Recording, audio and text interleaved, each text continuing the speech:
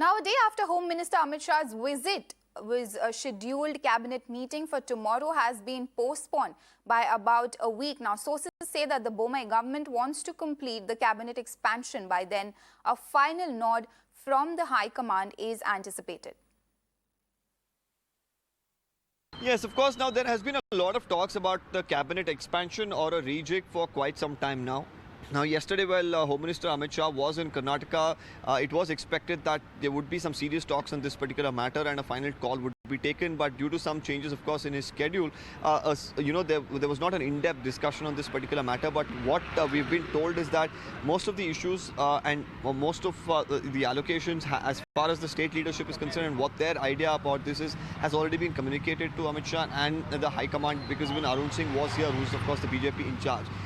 The latest that we are getting is that the Chief Minister's office has just sent out a detailed release that the cabinet meeting that was supposed to be held on the 5th of May has been rescheduled to the 11th.